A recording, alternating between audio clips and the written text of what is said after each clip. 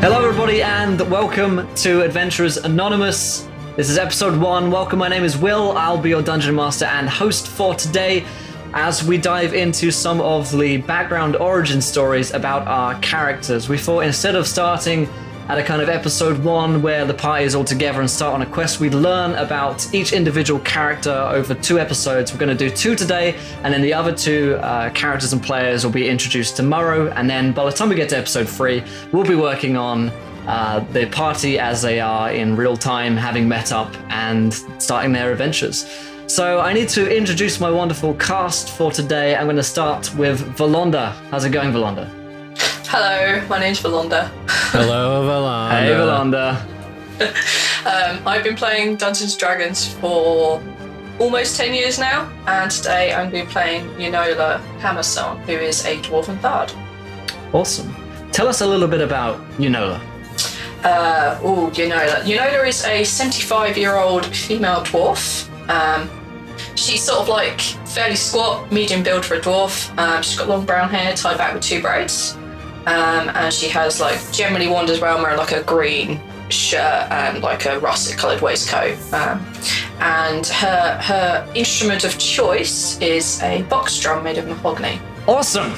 Archie is our next player today. How are you, Archie? Good. Hello. My name is Arch. Arch. Hello, Arch. Hello. I have been playing D&D for, I want to say, about 7-8 years now. It's a little hard to keep track of the time. I'm going to be playing Zanna, a high elf, normal person who totally doesn't have magic. Definitely not a wizard. That's not a thing. Nope. Definitely not. No. If he were so inclined to be one of these magical types, as you would describe them, he would appear to be relatively tall, close to 6 feet, long black hair, very, I want to say visible, pointy ears sticking out, wears kind of a nice big black robe with an undershirt and all that, adventuring boots, he's going to be bucking around a little bit, going out about his business, and he doesn't want to get himself too dirty, Us high elves have to look presentable at all Of times. course. Well, we're going to learn a little bit about Zanna soon, but we're going to dive into the origin story and history of Yunola Battle Song. So, without any further ado, let's dive into things. So, Yunola, you are from the clan of Hammerfell, and you are the daughter of its chieftain Brandis Hammerfell, who is raising you to be the future leader of the clan. At this point in time, we are around 20 years in the past, and so Yunola is slightly younger, slightly more youthful than we will come to know her. She has grown up around a very strong father figure and lack of any real mother figure.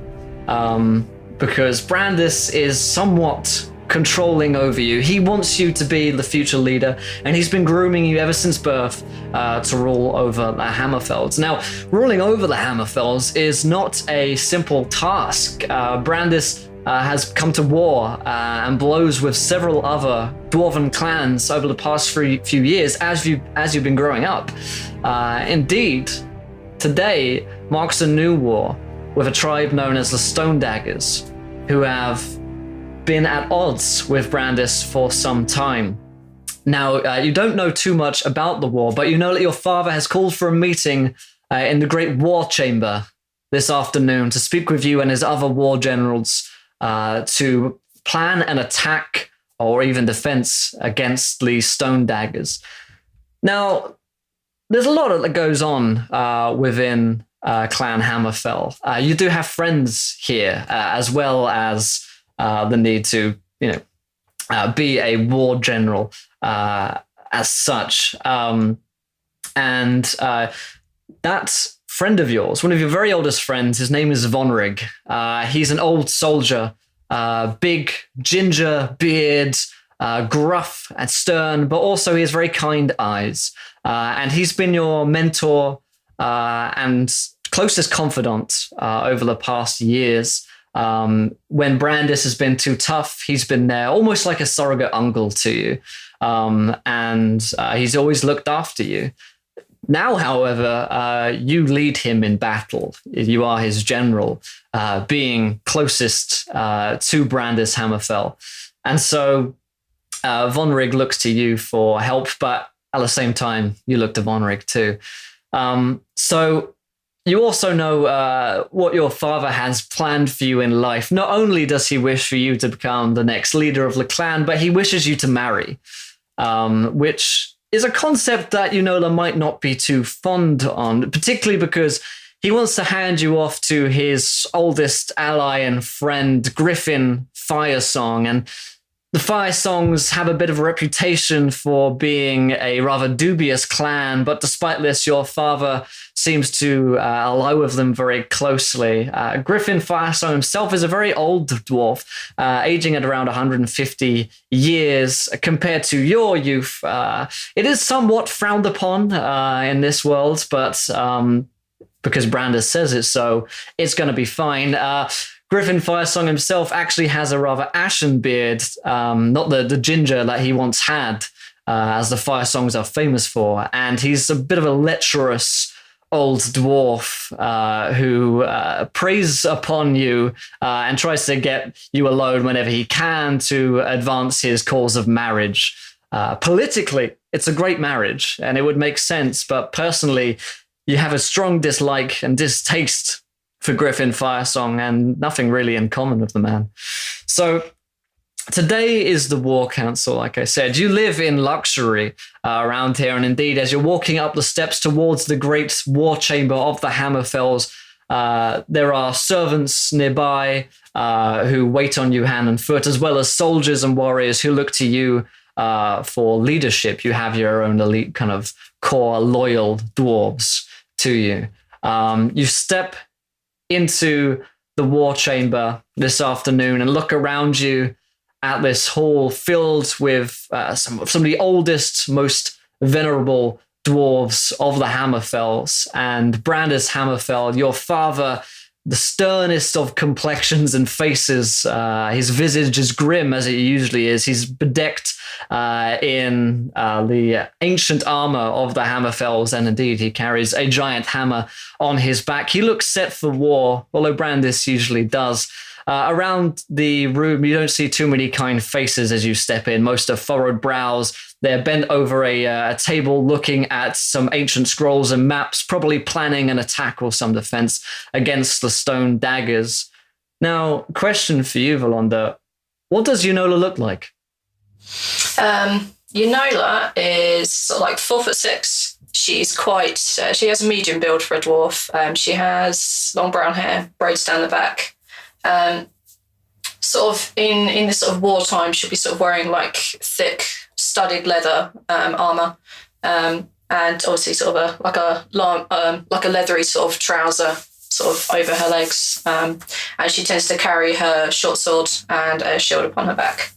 Excellent. So at this point in time, yes, Vonrig kind of takes you to one side just before you step in there fully to give you a moment, because he knows that this is your first real war council, and it's something that you've been a little bit nervous about, but also excited for as well, because it's a kind of coming of age for any dwarf in the Hammerfells to lead their kind of first battalion to battle. And Vonrig pulls you aside and he says, Unola, are you feeling ready? Well, I'd be lying if I said aye, but no, I'll be all right, thank you. It'll all be all right. Yeah. Well, I'll be here. And he kind of steps aside to let you walk into the chamber where you see your rather imposing father glaring down at you from his high seat around the chamber. And he says, Unola! Ah, father. Good. You came. Well, I wouldn't be anywhere else now, would I, father? About bloody time. We've been waiting for you. Right, so where are you pointing me hammer today? He says, well, as you know, the stone daggers have been at odds for us for many centuries, and finally they have crossed a line today we bring vengeance upon them. You see, not but 2 days ago, they stole a caravan of grain from us. And, well, as you know, my dear, grain is hard to come by. So, we're going to strike out against the bastards. And there's a lot of mumbling from around in agreement from the other war generals. They're striking out. It's good. You wrote to go to war over a caravan of grain, Father. It's not just grain, like I've been telling you. It's the principle of it. If you give them an inch, they'll take a mile. We must crush any weakness we find. All right. We need to show them that the Hammerfells are strong. So what's exactly do you want me to do for the Hammerfell today? Well, he leans over to point to a location on some of his ancient maps, and he says, as you know, the Stone Daggers have their fortifications underground. Their tunnels are weak, and we have more men than they do. So, this is our command. You are to take your battalion northwards to the Stone Daggers, and you will take their fortifications, invade their tunnels, and leave none alive. All right, understood.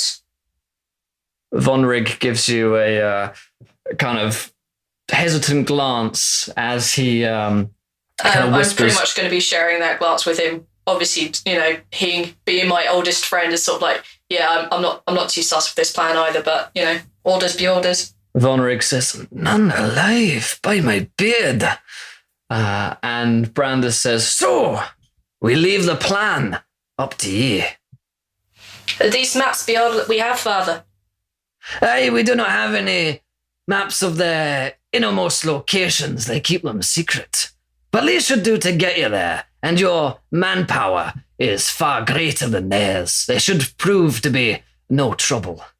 Their numbers might mean nothing in a very small gap, Father, as you know, but do you know what sort of resistance we'd be expecting? He says, it will take 200 of my finest dwarves. They have but a few warriors. They are a weakling race. They have maybe 30, 50 dwarves. None of them longbeards like ours. And they are not equipped with the finest mithril as ours are. All right, well, I guess I'll scope it out more there, Father, so...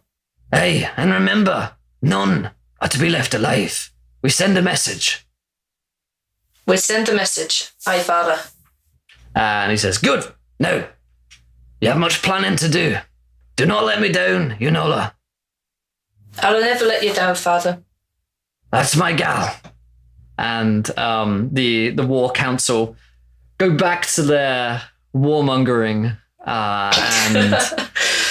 and drinking of mead, leaving yourself and Vonrig outside on the steps of the war chamber, relatively alone. I don't know what's gotten into me, Father. Vonrig says, hey, it's been a strange few decades for Brandis. He's gotten more and more, well, expansionist. Aye, he seems to have taken every petty slight against us as an act of war. It's crazy.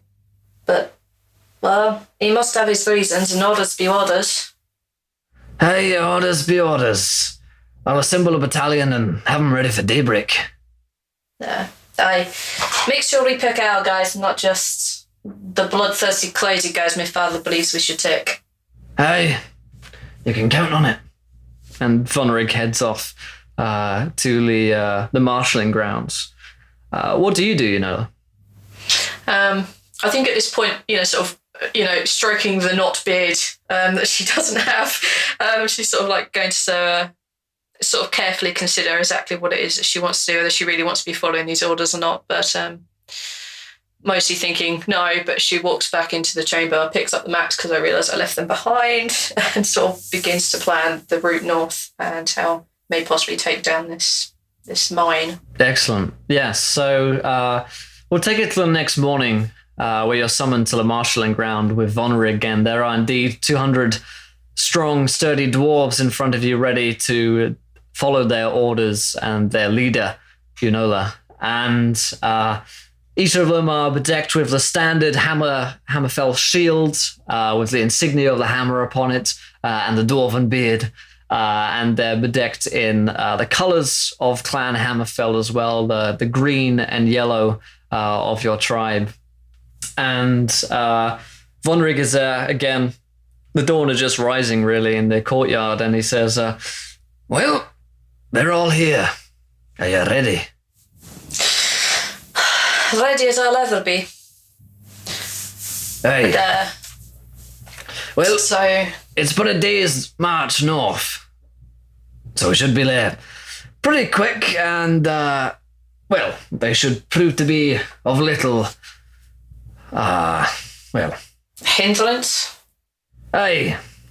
And he kind of Aye. leans in and he says, it'll be a bloodbath, lass. I know. I'm not sure I'll be able to avoid it, really. Oh well.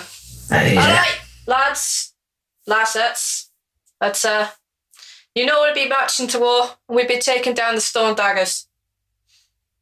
It's only a day ride, so by the time we get there, we should still be fresh, and we'll take them down. We'll take them down for the Hammerfell. We'll make a point. Nobody crosses us. Nobody crosses my father. Do we understand? No one stands. 200 dwarves scream, Hammerfell, Hammerfell, Hammerfell.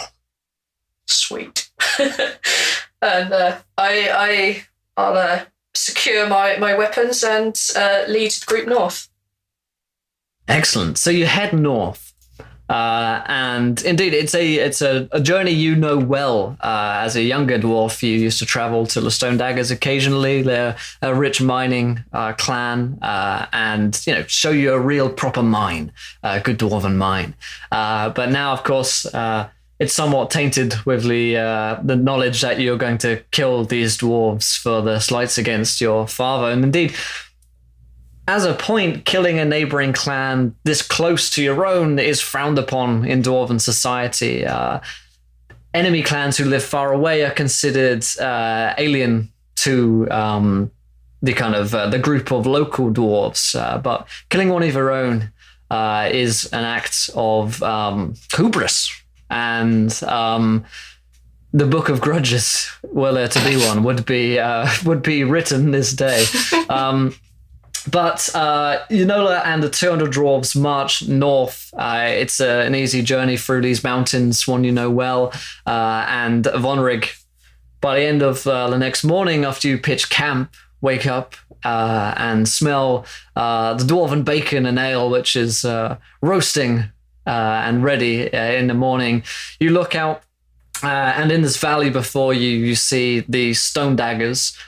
They are apparently unaware that there is an army at this point. You kind of camped on a hill out of sight from them for the most part, and were careful with your fires. And anyway, they're not expecting attack by the looks of things. Were they to see an army of dwarves, they probably wouldn't think twice of it anyway, because dwarves march through these mountains all the time.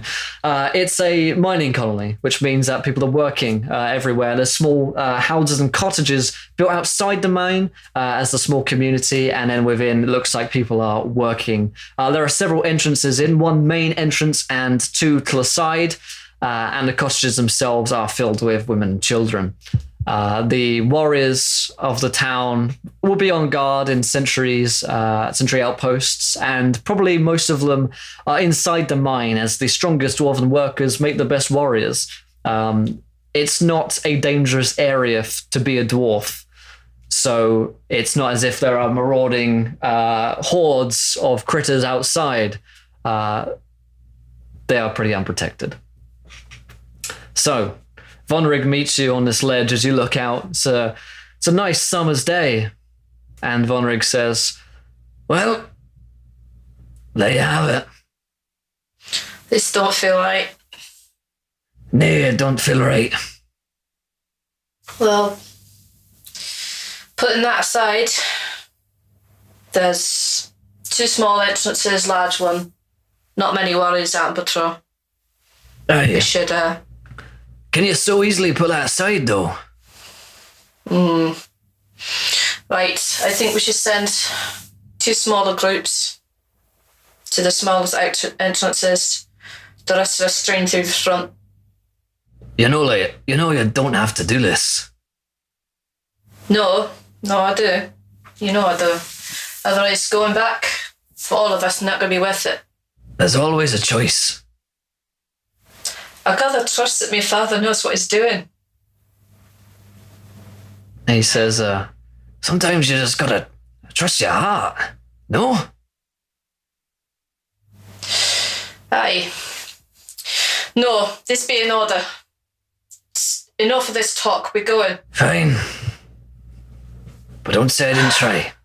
And he turns to marshal the men into 2 groups. So the plan is to send 2 groups in, one to take the mine, one to take the kind of cottages and village. Aye. I'll lead the groups going into the village. I'll send Von Rig into the mines. Von Rig looks rather grim and unhappy with you, but he follows the orders nonetheless, taking the secondary group. So you just begin marching through. Are you going at a kind of small march, or are you rushing down? We're sort of on a sort of hill overlooking this small group. Yes, How high yeah. is this sort of hill? Because basically, if we could just jump over the edge and run down, then that would be cool. But if it's like a really long hill, they might want to do a slightly shorter walk. Yeah, it's we'll say that at first it's a walk. Dwarves have little legs after all. Yeah. And then you kind of go out into an all-out rush, whilst the second group is off to. Are they taking the mines?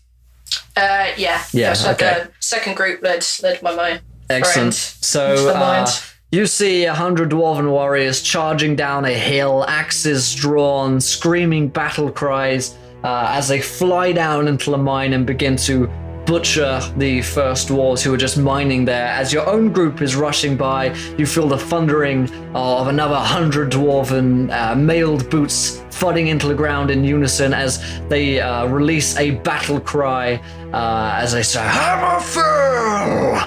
As they charge down into the village. You see a small dwarven child and her mother looking up at you as suddenly the mother's head is taken off in one visceral swing by one of the long-beard warriors. Immediately, you guys are in the village and you are laying waste to this town. Somewhere, somehow, a fire is started and the village immediately becomes ablaze, the thatched cottages burning so crisply and so quickly.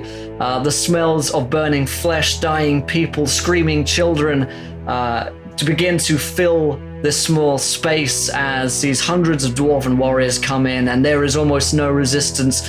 You yourself find yourself up against a young dwarven adolescent, really. He can't be anything more than 40 years old. He has his father's old shield and rusty axe, and he charges towards you, axe raised. How do you react? I'll drop to one knee and thrust my sword up into his chest while holding my shield up to protect myself from the swing of the axe. Excellent. So you hold your shield up, block the incoming axe, and then thrust through into his stomach, running him through, spilling entrails onto the floor as he dies slowly and painfully upon your blade. His eyes look up at you, and that's all that you can remember is his eyes and the light just fading from them as the rest of the village is wiped out. Within the next 5 to 10 minutes, there is almost no resistance. You don't lose a single dwarf that day, and you see that in the mines, your own men, led by Von Rig, have already entered in, and it looks like a similar story is being told there. However, by the sounds of it, there's more of a battle going on, and your dwarven warriors who have already looked rather ashamed of themselves for the axe as the combat itself is over, and there's that rush of adrenaline just begins to kind of pump through them and then slow down, and they look around themselves and realize exactly what they've done. And you notice that with the battle raging on in the mine, there's probably a few moments before the men begin to question themselves, and you as a war leader need to do something.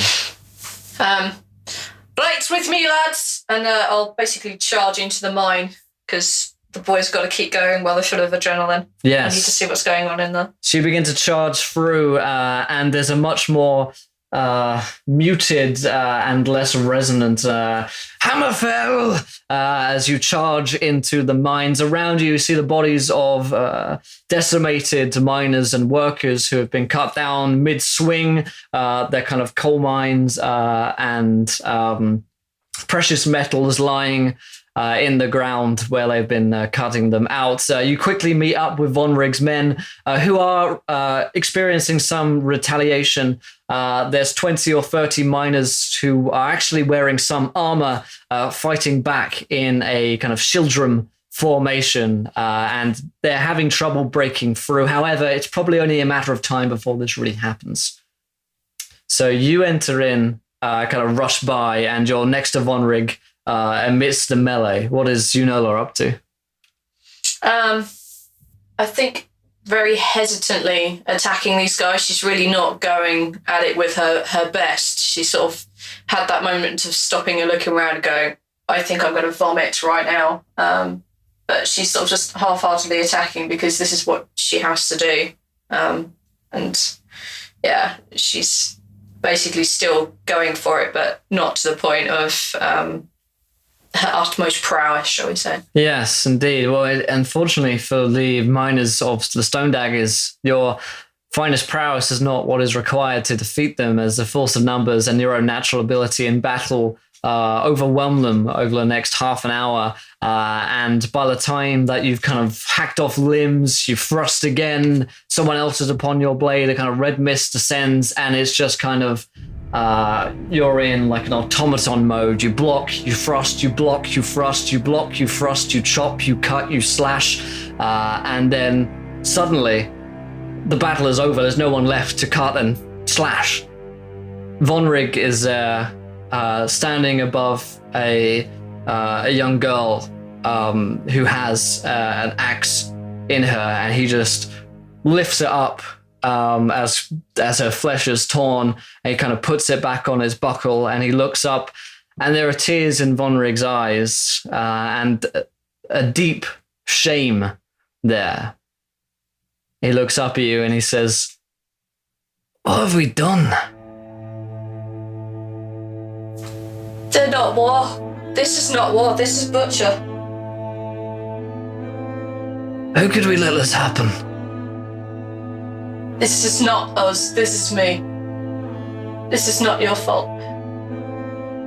He kind of just bows his head once again and wipes away the tears with one of his plated hands, and he says, this ain't right. No, this ain't right. This ain't okay. Get them in, get them outside. I have to do something. And he just very kind of half-heartedly kind of motions for everyone to get outside, and a few moments later you guys find yourselves in the marketplace area where you've decimated the women and children, and the 200 dwarves. Maybe you've lost 4 or 5 in this fight in total. Stand before you the most sullen dwarves you've ever seen. Lads, ladettes, what we've done here today ain't right. And it's not your fault. This is mine, and mine alone. I was following the orders of my father, and you followed my orders.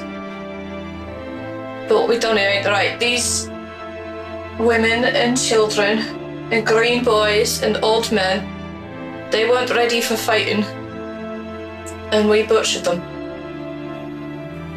And my father is expecting to roll here through in a few hours. And I think we do have a choice. And I look very pointedly at Von Rigg then. He looks up at you and he says, "Hey, we have a choice." I am choosing whether to be on my own or you guys follow me or not. But I will stop my father from rolling through here. We have to make this right. We ain't never gonna make this right, let's be honest. But we're gonna try and make this right. We ain't gonna let him just stroll through here.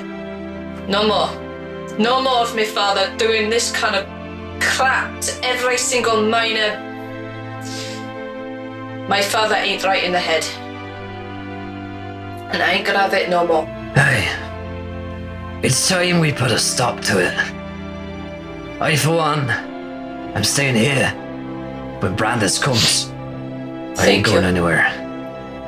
And there's the kind of dwarves look to one another as, you know, several of them just kind of heads hung in shame, and there's just a general kind of slow nodding. No loud cheer goes up, no cry of Hammerfell, just a slow nod. Good. If you want to leave, you can leave. I don't think nothing left of you. But I do think those will stay. We're traitors now. But I think we're doing it for good reason. Thank you, lads. Let's bury their dead. And be ready for my father comes. There's a sullen nod from Vonnerik, who begins to issue your orders, and over the next few hours you begin to lay their dead to rest. One of the most painful experiences for these dwarves. I'd like to personally dig the grave for the boy that I slaughtered. You begin to dig his grave, and as you put the boy down into the grave, you notice that in his hand, he has clutched a small pendant. It's a little carving, something he probably carved himself, of a swallow, made out of wood and carved and polished. Clearly something which was dear to him in his hand. It's kind of palmed open. He must have been holding it whilst his axe swung down at you whilst you ran him through. What do you do, Liz? I think I'm going to tie it about his neck, because I don't think I should loot this from his corpse, because I don't know who to give it to. Yeah. So you lay him down to rest, and with a heavy heart fill in his grave, and watch his eyes be covered in dirt. As you lift yourself up from this experience, Vonnerik places a mailed gauntlet on your shoulder, and he says, "Looks like time's up." And he points behind you towards down the hill, where it looks like maybe 1,000 dwarves are marching down, bearing the Hammerfell banners, insignia, and colours. And you look towards the centre, and you can tell that it's not your father, in fact, leading these dwarves. It's actually Griffin Firesong, who has clearly come to claim his prize. They're not riding down to attack you. They're not charging down the hill. They're simply walking down to rejoin with you after a successful battle, what they believe to be their allies. And the trumpeters kind of stop as they kind of, the battle drums which are rolling stop as the army halts in front of the village of Stone Dagger, and Griffin Firesong calls out to you, "Yunola! An excellent victory! Congratulations on your first battle. We're all very proud of you. We've already sent word back to your father that you have been successful. Now, if you'd like to join us." No. What? Turn around, go back to my father, and tell him to shove it. This must be some kind of joke. Do I look like I'm joking? You always were something of an ignorant brat. Yunola, come here. Your father calls for you, and you will take my hand in marriage after this success. I'd rather sooner cut your hand off, followed by your head, than marry you. Oh, she's a feisty one. And the dwarves kind of, feisty ladies, so. They're not quite aware that it's that hostile yet. Very, very sort of subtly, I indicate to Von Rig to get the men into position. Yeah, Von Rig begins to kind of line them up into the shield wall, the classic line of defense of the Hammerfells. And Griffin's watching this with an increasing frustration as he says, "Now, Eunola, I'll give you one last chance. Your father said to bring you back to him one way or another. Then I'll pick the other." Be that as it may, I will have your hand in marriage, and you will come. Men, assemble. And the dwarves shout, "Hammerfell, Hammerfell, Hammerfell," as they line up into a charging line ready to break the fortifications of your meager 200 dwarves. There's a moment of silence fall between here as the two clans of dwarves of the same clan realize that they're going to kill their kin, which is of utmost... Not okay. Yeah, it's seen as a terrible, terrible act, worse than murder of anyone. If you're killing a kinsman, then you can be exiled for that, or even killed. These people are fighting their brothers, their cousins, their sisters, boyfriends, and husbands. It's a bloody and terrible act which is about to be done here, and Von Rig just lays another hand on your shoulder and he says, "I think we're doing the right thing here." Aye. Better late than never, some say. Are you ready? Today? Perhaps. Aye, I think I've been ready for a while, you know. You've been a good friend. Thank you. You've been more than a friend. The best of friends. Aye. I'll be proud to die by your side. And I'd be proud to by yours. Stand ready, men. And Von Rig just kind of unbuckles his axe once again, looks down at it, still bloody from the young girl from before, and his resolve hardens once again. And we see the line of charging dwarves rushing down, screaming Hammerfell as their battle drums roll in and the trumpets blaze, and the line of dwarves holds fast in the village of Stone Dagger. And as the lines crash into one another, we see the camera just kind of pans back up again into the skies of Stone Dagger, which are running crimson with a hunter's moon as it's getting darker and darker. And we pan back down after that scene. It gets darker and darker until night falls. The dwarves are still battling down there. We've been raging war for the better part of a day now, with more and more of your number falling, more of your brethren being killed, and more of theirs falling as well. At this point, your dwarves are surrounded by the Hammerfell Firesong loyalists, and Griffin himself is too cowardly to enter into battle himself. He's watching from the lines of his elite bodyguard, watching the battle rage, not bloodying his own hammer, not even having the strength to do that. And let his men and yours die alongside you. Von Rig at this point is back to back with Eunola, desperately fighting off against three Longbeards as he swings his hammer round and an axe in the other. The hammer he's picked up from a fallen comrade. You, Eunola, still fighting. You've lost your shield somewhere. You're not sure how. Your arm is filled with cuts from blocking blows on your plate mail and being crushed through. Your body is bruised, weary and broken. Blood is pouring out from all sorts of minor cuts and wounds. Von Rig kind of just catches a break in the battle for a moment, and he says, "We can't take them all." He blocks another blow, swings it around, crunches up into the opposing dwarf's chin, splitting his skull, and he kind of, "I don't think there's much we can do, Eunola." Blocks another blow, swings it around, crunches the head of his enemy, throws him back Can you into the see crowd. any of us alive? Is it just us? And you see maybe a few other of your men just still fighting. You see them go down, being stabbed over and over by their kin. And you and Vonrig are surrounded. Suddenly, there's a warhammer coming down towards your head, Yunola. I duck.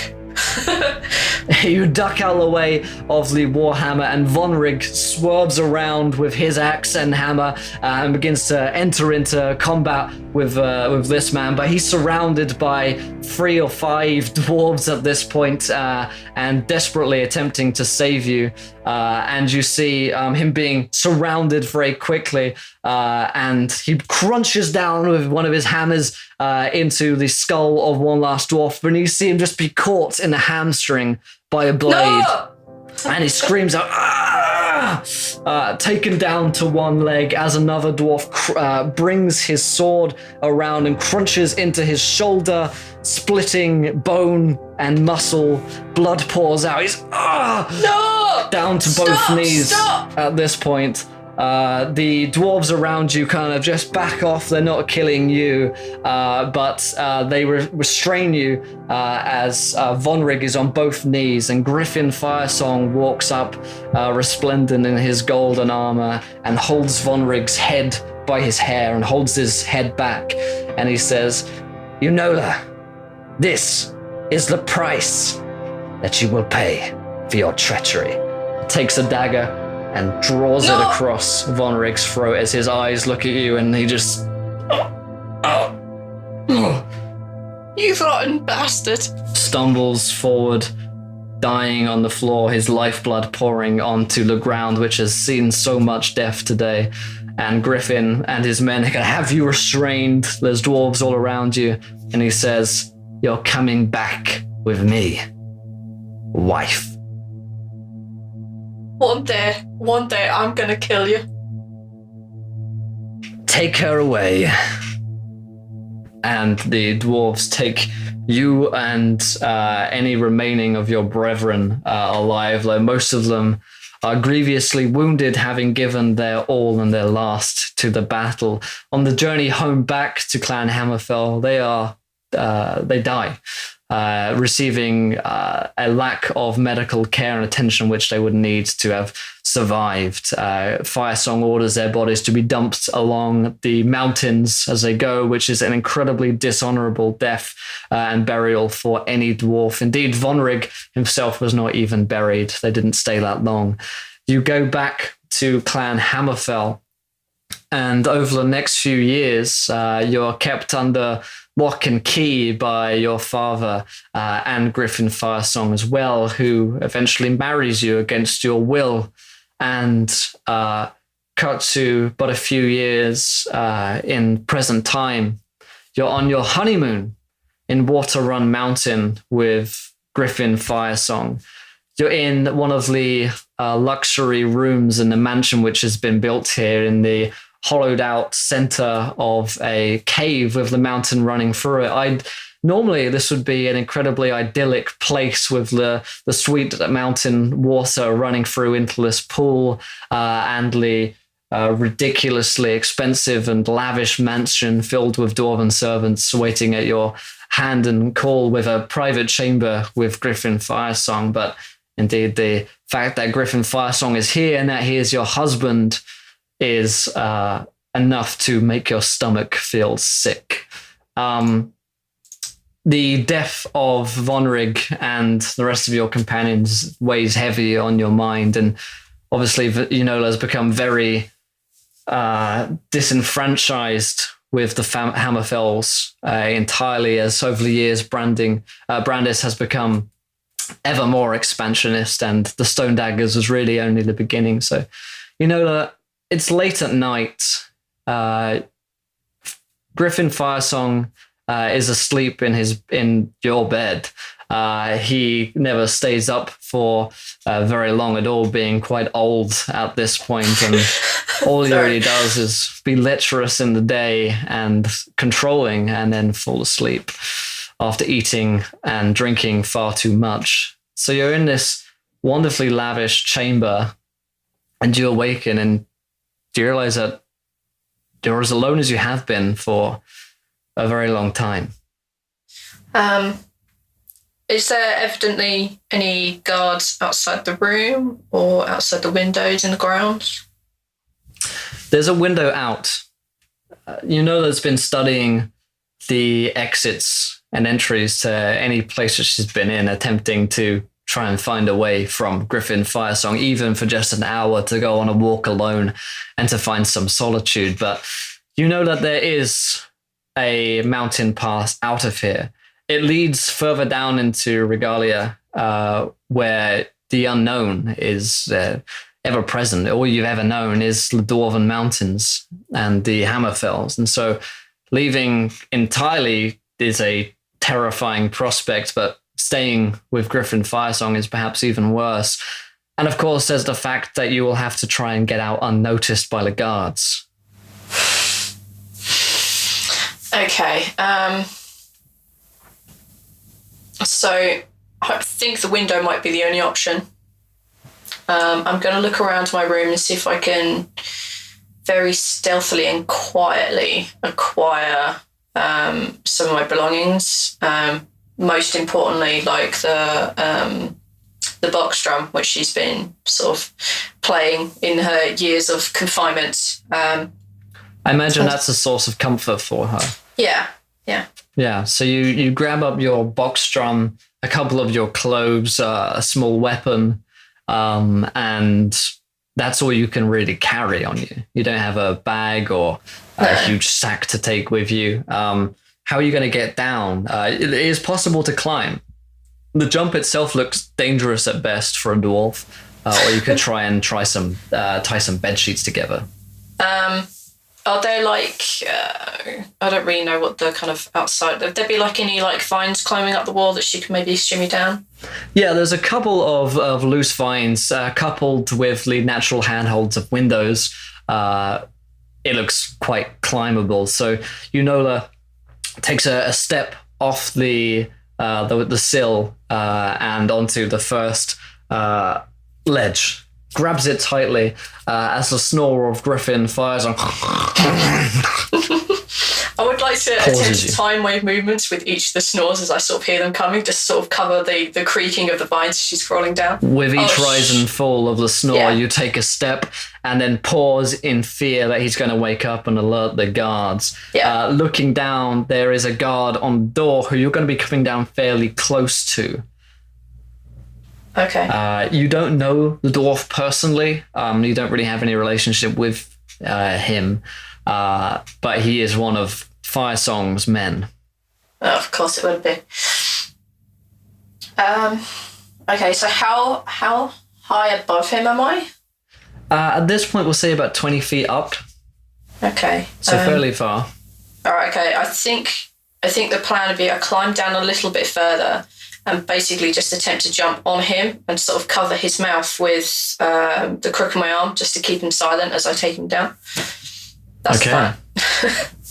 All right, so we will actually have a roll for this one to see how well this goes. I appreciate we haven't been rolling too much in this one. It's been kind of exposition down, That's but fine. It's kind of important. So let's have an acrobatics check and let me know what you get. 18. Excellent. So you jump down on an 18 onto the back of this dwarf and just immediately kind of fall onto him. And as you fall, you muffle his mouth as he hits the ground and you're on top of him, your arm positioned in place to stop any sound and your own fall is cushioned. What do you do with him? I think I'm going to have to suffocate him. At least, if not unto death, at least into unconsciousness. Okay, so you begin to suffocate the dwarf, and you're in the perfect position to do so. There's no way he's going to escape from that, and so over the next few seconds, you hold until there's no more resistance, and he's passed out or potentially dead. You're not too sure. Not too bothered right now. I can imagine not. So what's the plan from here? Well, I've got my dagger, I've got my box. Got some clothes. I guess the guard himself has armor on, and it looks like he probably has a few provisions on him as well. I'll grab the provisions, but I'm going to leave the armor behind because that will be Firesong's colours, and there's no way in hell I'm ever going to go in those. So yeah, I'm just going to grab or whatever small provisions, see if he's got any gold, and then essentially follow the exit route I would have scoped out. Yes. So you grab a few pieces of gold off of him, as well as his provisions and any valuables that you find upon him. And you actually find a note on this guy as well. More of a declaration than a note, really. It looks like this might have been printed several times and handed out to all the bodyguards. It has the Fire Song seal already opened and been read.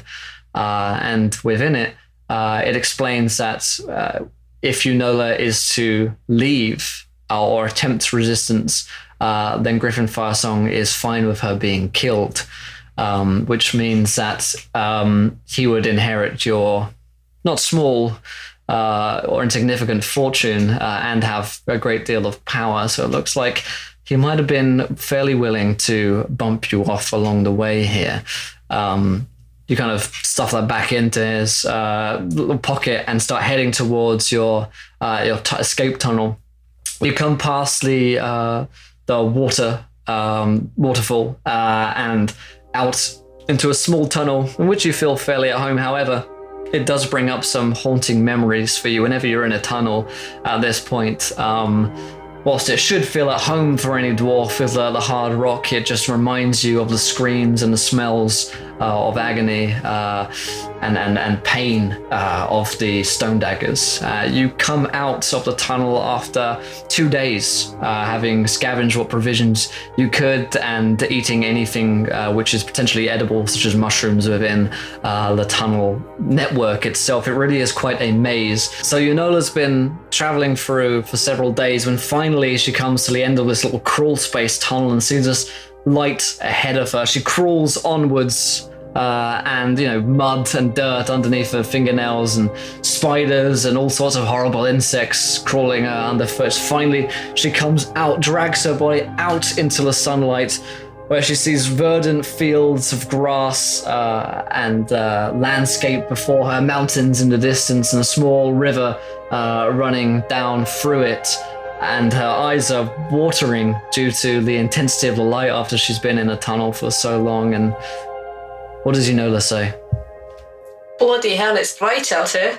All right, so that seems like the perfect point to wrap up Unola's origin story, and we'll learn more about her in episode 3 when we're in present day time and find out how she meets the rest of the group and the party. But now we know a lot more about Unola for that episode once we have the party all together. So thanks, Hem, for playing that rather emotionally driven scene. Thank you, Will, for almost making me cry. Yeah, it was great. All right then, so thus ends Unola's origin story, but we're going to go on to learn more about Zanna's now. How's it going, Arch? Hello. It's going great. I'm a little upset. I think somebody was cutting an onion earlier. Luckily, the camera's off. You guys can't see me right now. Don't worry about it. I'm fine. I literally had to wipe tears. Oh, man. All right, then. So, Unola out of the way, as it were. Let's move on to Zanna's. How are you doing, Arch? I am good. I am excited. I'm ready. Zanna's maybe less so, but that's okay. He's ready too. That's good. So once again, we're cutting back in time. Far away from the present day when Zanna was but a young elf. And would you mind just giving us a quick visual description of Zanna at this age? So at a young age, Zanna would probably be not at the peak of his height, so he's probably closer to like 5 feet right now. He's still got some growing to do, but he's definitely getting up there. It's plainly obvious that he's going to be on the taller side of the spectrum for an elf. He has, at the young age, it's kind of like his hair is just growing into that really long elfish look. So it's like maybe down to his shoulders. Really nice black sheen to the hair. Sparkling amber eyes that just kind of, like, if you looked into them, you'd be like, wow, this guy is beautiful. If that even works for a guy. But you know what? Works for an me. elf, hey, beautiful, right? Right. That makes a lot of sense. Sharp sharp features on his face, pointed ears that are just really starting to protrude out and become very obvious to anybody who would see him to be like, oh, that's a high elf, you know.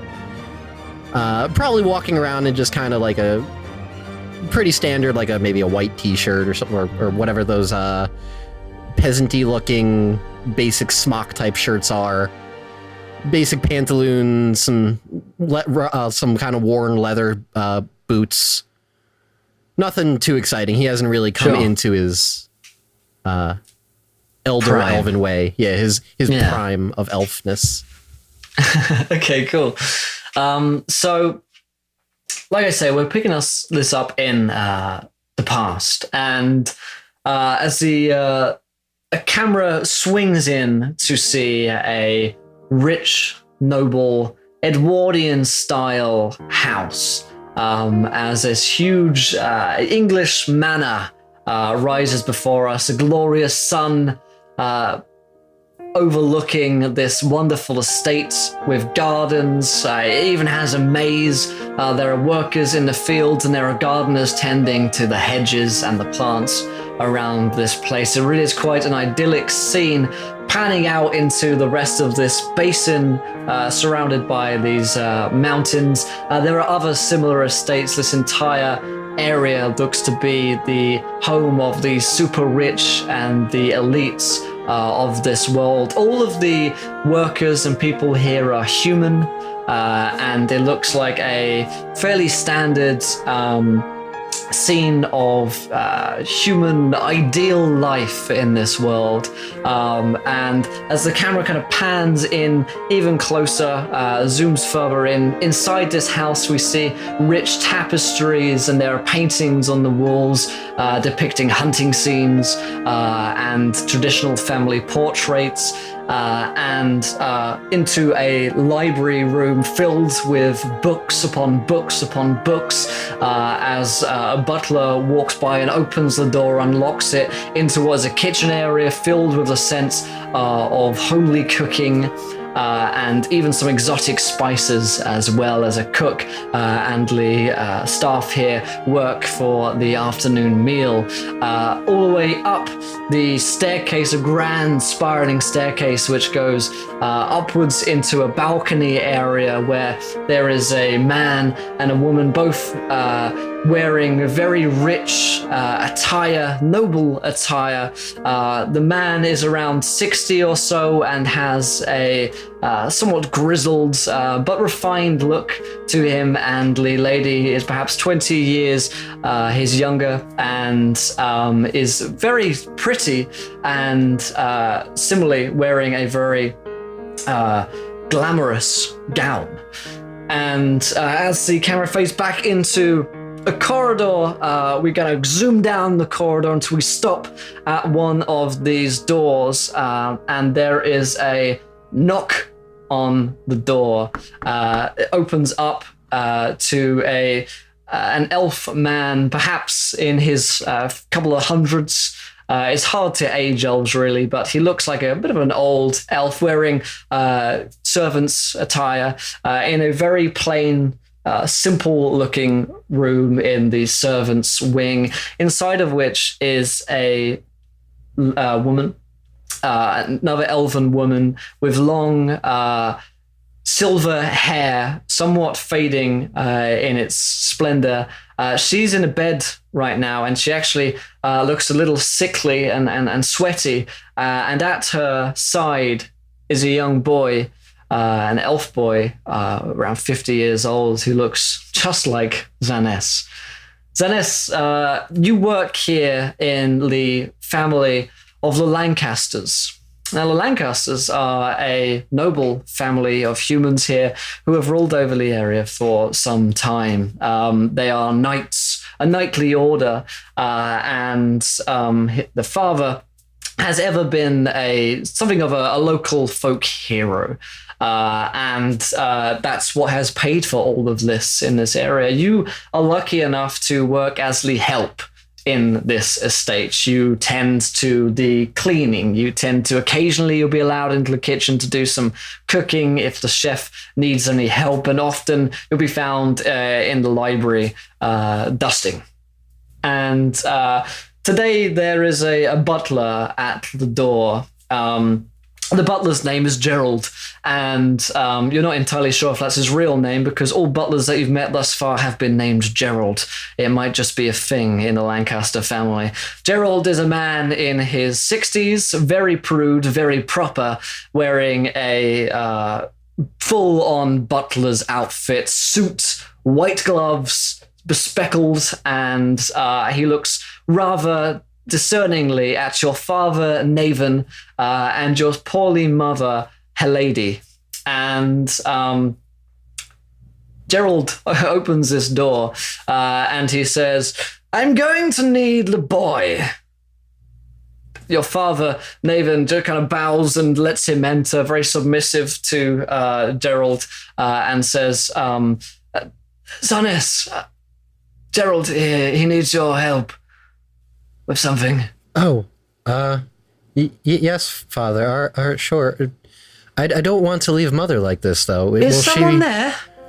Your mother, Helady, in the bed, has been sick and somewhat delusional in the past few months. She's been ill for as long as you can remember, really. Your father says it's some kind of wasting sickness which has fallen upon her, and the Lancasters are kind enough to let her stay for now whilst you are still helpful. They have some compassion, although their son Emery, who has lived on the estate he's around 6 or 7, it often has been found kind of jeering or kind of taunting you with it because he's a bit of a mean little kid. That's kind of what mean kids do sometimes. And Naven says, the boy will listen, Zannis, you need to do the work. I'll look after your mother. All right, if you just don't let anything happen, okay? I'll be back soon. Zanny, are you going somewhere? Yes, Mother. I'll be back soon. Don't you worry. Well, come back soon. And Zannes just kind of looks at his mother, kind of distraught, and looks at his father, and his shoulders kind of slump a little bit, resigned to what he needs to do, and he just kind of walks over to the door and he's like, all right, I'm ready. And Gerald says, good, come with me. And begins to lead you down the staircase to the library room. Gerald Glenn hands you a duster and he says, all of these books are filthy. You didn't do them properly last time. I'm sorry, sir. Well, make sure you do it better this time. Yes, sir. Whilst the Lancasters might find that their gratitude and generosity finds itself lacking. I'll do better this time. Don't you worry. I've got this. Good. Now then, I'll be back within the hour to check on you. Yes, sir. I'll get right to it. He closes the door and leaves you alone in the library. And he closes the door upon you, leaving you alone in the library. You find yourself in this chamber filled with thousands upon thousands of books, none of which you've ever read, although your father Naven has been trying to teach you, although he's not quite as good at teaching as your mother was. And so your progress has been somewhat stunted in the last few years since her illness. And you find yourself with a duster filled with dusty books. Zannes would look around the room, kind of sigh, and just get to it, just start kind of dusting everything off. As he would be kind of just looking at the spines of the books and trying to kind of in a really low whispery tone, try to read what's on each of the spines of the books just to try to practice his words, as it were, while he's dusting. Try to kill two birds with one stone. Yeah, that works. You open up a dusty, boring volume of The History of Regalia, Volume 73, and it's filled with geographical locations far outdated by now and useless traveler tourist information. You flick through that boring one for a while as you're dusting, put it back up. You find another one on some maps, which doesn't have a lot of reading in it really, but you do learn some place names. You put that back up as you dust along a little bit, and you find another tome, which is leather-bound, dark red, and reads in a language on a spine which you don't understand. It's neither Elvish nor common. Kind of flick it open as you kind of, it might be worth a read. And there's a strange pentagram symbol on the first page, which doesn't seem to mean anything to you. And indeed, it has no kind of author or anything which you can understand. You kind of flick through it again and you see several more of these pentagrams, and there's some kind of circles and other kind of shapes. It could be a children's coloring book if it weren't so kind of ancient and well drawn. The points are precise and strangely other in nature. Something about the look of them just doesn't quite seem right with Zanez. So Zanus would kind of flip through a few more pages and just kind of think to himself, like, this seems very peculiar. Maybe Father knows more about something like this. Maybe he doesn't. In either case, I kind of want to look into it more. So Zanus would kind of do a little bit of shifty eyes, look around. Yeah. And probably tuck the book inside his shirt and be like, I'll read this later. Maybe Mom can help. Yes, you know that taking books is in fact forbidden. And so the disguise of the book is necessary. On the hour, Gerald raps on the door and opens it up immediately and says, "Is your work here done?" Yes, sir. I've dusted everything as you said. Good, let me have an inspection. He goes around and runs his white glove along to see if there's any dust. Flicks a little bit off. I suppose this will do. You're free to go. Thank you, sir. And Zanus kind of immediately just scoots out the door, like not even waiting. Yeah, little Emery Lancaster just kind of zooms past you as he's kind of running through the library, playing with one of his toy knights. Envisioning his father, perhaps riding resplendent on a steed. You kind of brush past him, run up the staircase back to your room where your mother and father are waiting for you. Your father opens the door and says, how did things go? They went great. I dusted everything. I wanted to show you something. What is it this time? Hold on. Can you shut the door? And Zanus just kind of scoots in. He looks kind of bashful. Yeah, he frowns and says, yes, of course. He closes the door.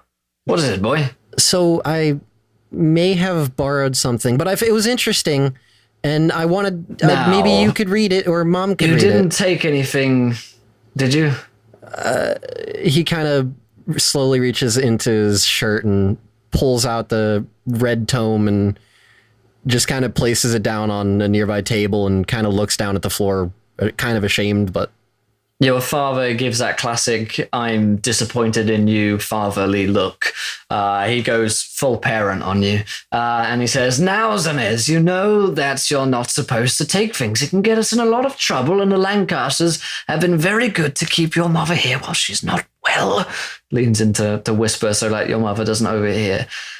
What is it about, anyway? I don't know. I can't read it. There are strange circles and pictures, and there's one that's like a circle with a star in it. I can't read it. Some kind of astrology book, perhaps? I'll give it a look, but you'll have to take it back immediately, okay? Okay, promise. If you could teach me, I'll take it back next time I have to go dust that room. Very well. And he takes the book and starts he looks at the spine and then frowns deeply, and then he casts a kind of furtive glance towards his wife, who's at this point kind of barely awake, but kind of watching. And he shakes his head, kind of flicks through it, and looks at the pentagrams and circles in it. And he says, he shakes his head, closes it, and says, "I'm afraid I can make neither head nor tail of it myself, even, my boy. I'm sorry." Oh, Zanna kind of looks a little downtrodden. He looks quite uneasy as he's saying this to you, and your mother, her lady, says, "Naven, it's time he knows. He sought it out." And your father, Naven, says, "Listen, my dear, no good can come of this. Let's just let it be. We'll take the book back, and everything will be okay." "No, he needs to know. I know I'm not going to be here forever. It's better that he knows now."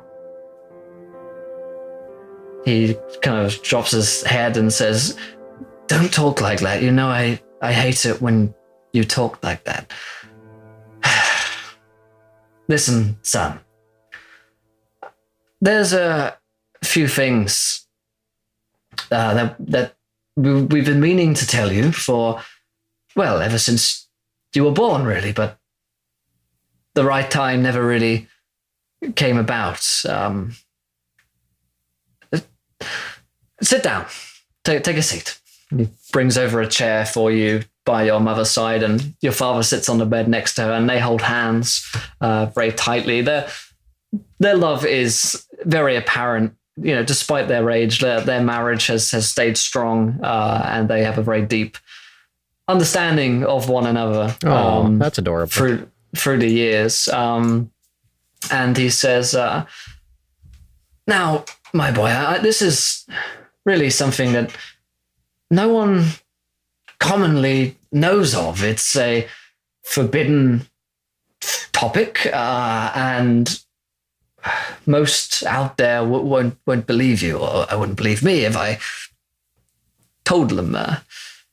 But what you found in that book today is what we call the intuition, or the spark. You sought out this knowledge, or perhaps it sought you, like it sought me and your mother so long ago. What I'm talking about is, well, simply put, it's known as magic. If you can believe that. Let me show you something."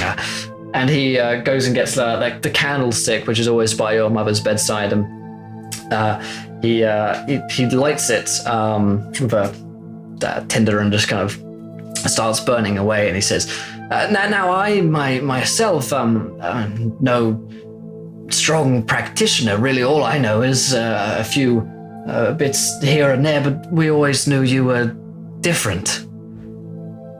He was always special. We always knew you were special." Your mother says, and smiles at you, and he says, "Yes. But we decided not to tell you until you were older because it can be dangerous, and people don't understand. They'll hurt people for this, even kill them if they knew. As far as we know, we're the only ones who know about this, but there's rumors and legend amongst the elven folk that there are others out there. Whether or not that's true is..." And he says, let me show you. He gets the candle and he just puts his hand, kind of waves his hand in a swift motion before it, and far away from the candle, not enough so the wind would blow it out. And suddenly the flame of the candle is extinguished. It's gone. He waves it back the other way, and the flame is back on. "I know nothing more than parlor tricks such as this, but we can sense it, and we've always sensed something very strong from you. How are you all? How are you taking this all? Zanus is kind of sitting there, wide-eyed, staring at his father and mother, just trying to take all this in. And you would think at first glance that he's kind of disbelieving, but then he kind of bursts out and he's like, that was awesome. You could just do that? Well, yes, I suppose I can, but listen, it's not awesome, as you would say. It's a very dangerous and powerful thing, which has to be controlled, nurtured, looked after. Like a pet. Like a pet, but hidden.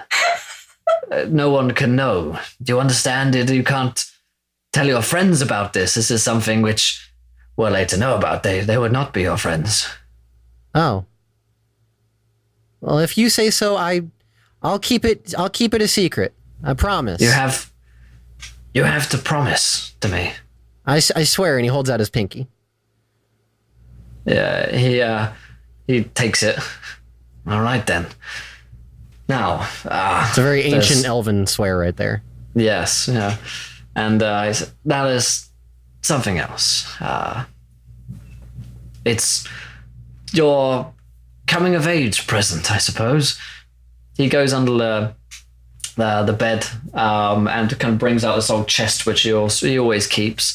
Just kind of pops it open and brings out this large leather-bound tome with a very similar look to the one which you have. You found in the library, and inside is pentagrams, and all of this is written in Elvish. There's some writings alongside it, almost instructions, and he says, "This book will be a great use to you, as it was to me. It will teach you how to do these things, but safely, and it will also advise you caution, how to remain hidden, undetected, and to practice this art in a land where no one accepts its existence. I want you to have it. We both do." And your mother smiles up at you weakly. She's kind of fading into unconsciousness at this point. And he says, "Please, it's yours, son." Zanus kind of reaches out with slightly trembling hands, and he just takes it in his hands and looks at it. And the mixture of emotions on his face is clear as day. There's that side of sadness where the fact that his parents at this point have given this kind of a gift to him means that he probably isn't going to be able to speak to his mother very long, so to speak. And at the same time, he can already picture in his head the possibilities, if his father could wave his hand and just create fire or snuff it out within an instant, what else could there be in this world that he could tap into that nobody else has been able to do? What if he could learn more of the world, more of this kind of power? His father said there are legends and rumors of others. What if Zanus could find these others? But at the same time, he's just a young boy. He has not come of age. He's not even 100, which would be the defining age for an elf.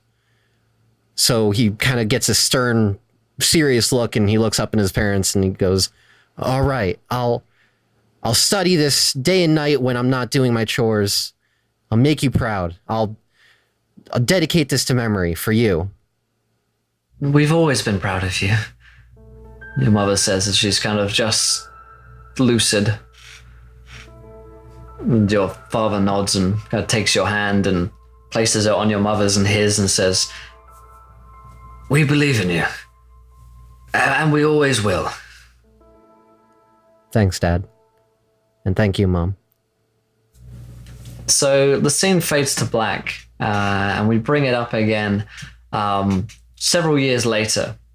Zanna, you've been working in the Lancaster household for all of this time. At a young age, Emery Lancaster actually left the family house in something of a scandal. And you're unsure as to the exact details of what those were, but you know that he has now left the household, and things have been somewhat more good for you around the mansion and estate itself. But things have taken something of a turn for the worse for your mother. Her lady is very sick, and your father stays by her bedside day and night, barely doing any chores, and he himself is wasting away. Something much less of an elf than he once was, really. He's aged palpably over the past few years, more than he ever had before. You yourself continue to do household chores. It doesn't really seem to be any hope for higher achievement in the Lancaster household. The help stays where they will, and Gerald has made it clear that you're certainly never going to be a butler like he is. He's got his own kind of apprentice waiting in the wings when he decides to retire or passes on. However, the library is a source of solace for you within the Lancaster household, with tomes and tomes of books that you've been devouring over the past few years and reading through, gaining knowledge, learning anything you can, really. Even the boring things kind of interest and excite you. And at night, when your father kind of has passed out and fallen asleep by your mother's bedside because he's been up for so long worrying, you bring out your old book and learn some what your father refers to as hand magic, which is magic that you don't have to say anything or have any real components to do. You can just kind of do a small hand gesture to do, which is what your father does to secret his own magic. You've also began looking into more powerful spells and arcane arts. Although these are strictly forbidden by your father, you do them when he's asleep, and you learn more and you practice more. You make some mistakes, you cover up for them from your parents, and continue to grow as a magic user. If indeed this is magic, you find no other real words to describe it, and keep it as secret as possible from everyone else. Your father is very clearly laid out that you never use magic outside of this room and only at night, and so any practices outside are strictly forbidden and clandestine. So it's getting fairly close to the end for your mother, and after a day's work in the library, you come out, and Gerald's actually waiting at the door as you do so, which is unusual. Zanna is 10 or so years older, but in himself he doesn't look much older physically. But Gerald has aged a fair amount. He's even more prude and even properer, if that were a word, than he used to be. And he says, Zanna? Yes, Gerald. I'm afraid you're going to have to come with me. All right. Is everything okay? Did I not sweep properly? I put my back into it. I'm afraid everything is not okay. It's your mother, dear boy. My mother. Where is she? Is she okay? He places a kind of firm hand upon your shoulder, not really as a comfort, but just to steer you and to move you, because he's never really been a comforter to you. He just wants to get you moving, and starts kind of leading you up the staircase by kind of scruff. Come on, no time to waste. And you kind of get to the door, open it up, and your father is there with his hands kind of on over his face, as your mother is on the bed looking more pasty and sickly than she ever has. She's breathing just ever so shallowly, and your father looks up and you see the kind of tears running down his face as Gerald just kind of pushes you into the room and closes it behind you for some privacy. And Nathan, your father, looks up and says, I'm so sorry. What is it, Dad? What? It's okay. Everything's gonna be okay. It's not okay. It's not okay. Come here. Zanna's kind of slowly walks over to his father. He kind of feels numb. He definitely looks the part. She told me she was letting go. No. Mom, no, you can't. She told me that you were ready. Ready for what? I don't understand. Neither do I. I'll give you a moment alone. He just kind of staggers upwards and kind of leans on the wall to kind of exit the room for a moment, and leaves you with your mother. Zanna kind of looks to his dad for a second as he goes out, and then turns to his mom, kind of grabs her hand, and he just looks, Mom, I'm here. Mom, I'm here. What? You can't go. I'm not ready. A very faint smile twitches the kind of corner of her lips. She does her eyes closed, but she says, Zanny, is that you? Yeah, it's me, Mom. I'm here. I'm right here. Good. How was work? No, don't worry about that, Mom. You need to save your strength. Work was fine. Just don't. You're gonna be okay. I know. I'm letting go. No, you can't. I have to. Why? Because you're ready. I'm not ready. What do you mean? I'm not ready. So is your father. You've spent long enough tied here to me in this place. There's so much more out there for you. Where will I go? I've never been out into the world. Anywhere the road takes you, Zenny.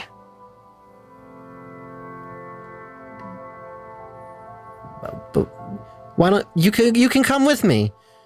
Just you can come with me. We'll go to the beach. You've always said you wanted to go to the beach. We'll go. You got to get up. I'm going to the beaches, Zenny. I'm going to the everlasting beaches. All right, I can't. Hold on. Pause. God fucking damn it.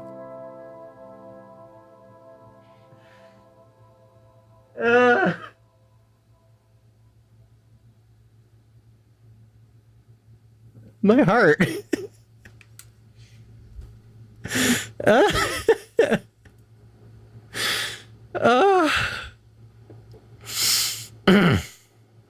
Mom, no, you can come with me. You're not the everlasting beaches. You'll be with me. I can't go where you're going, Mom. You have to come with me.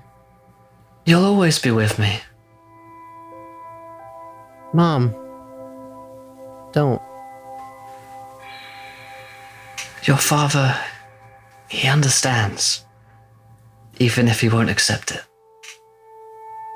Someday you will too. There must be something I can do to help. I have all this power. You said that I was destined for greater things. I can help you somehow. Just tell me how. Tell me a story, Zenny. What kind of story? Tell me a story where the knight saves the princess.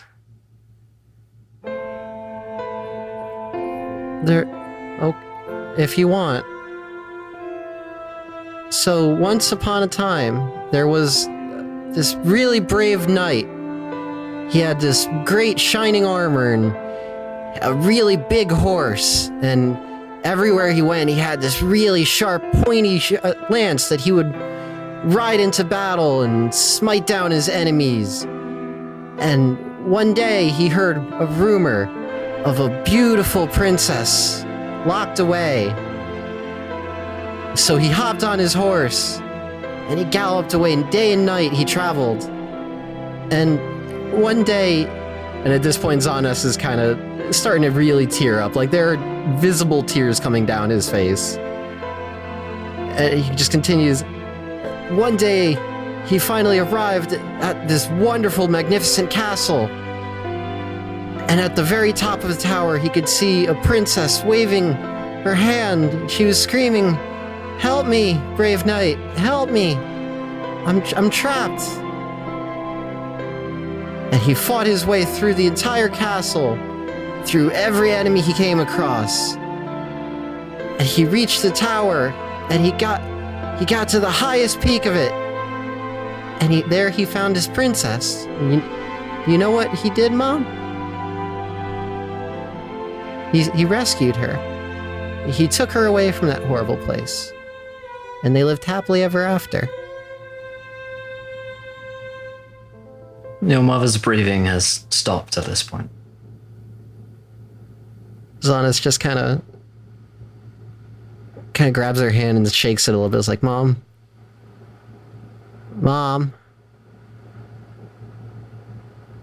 He kind of waits for a second. Dad! And he starts crying and just breaking down on the bedside. Your father opens the door, and you see the sorrow on his face, and he just nods slowly. I know. I don't know what to do. What she said. That's what she wanted. You're free now.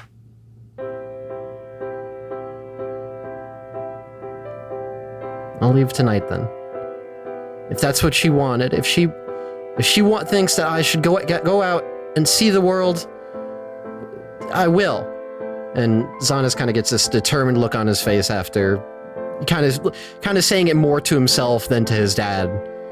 And he kind of gets up with this determined look on his face and starts going around grabbing a bag and sticking his book in it and getting all of his supplies together, clothes, and after a few minutes, he kind of just looks the part, he looks ready to leave, and he's like, I guess this is goodbye, Dad.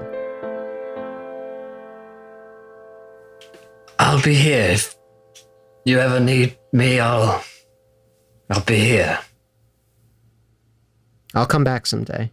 You'll see. I'll do whatever it is Mom thinks I was destined to do. You'll make us both so proud. Thank you. And he kind of pauses for a second and then grabs his dad in a big hug. He kisses you on the forehead and he says, go wherever the road will take you. To the white beaches. And Zanna kind of looks up at his dad and gives like a firm nod, and he walks out the door and kind of runs down the stairs 2 at a time. I assume he passes Gerald at some point down the way. Yes, yeah. It's like, I'll see you, Gerald. By the way, you really need to stop being so cranky. And he kind of runs away before Gerald even gets a chance to respond. And you rush out into the fields of the estate and down onto the path, running as fast as your little legs can take you out into the big wide world, down to the white beaches is the plan. We'll see how far Zanna gets next episode, I suppose. Next episode.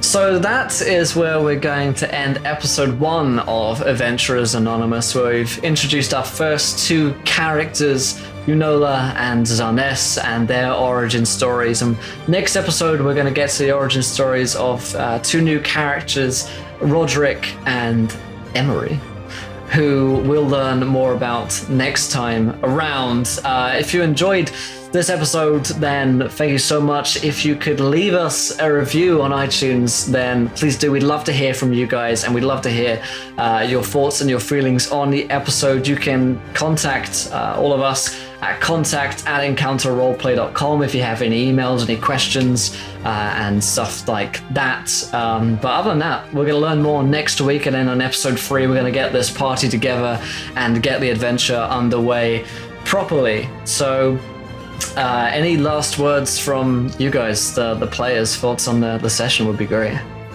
It's bloody bright out here. It is. It is. And it generally is getting bright outside now.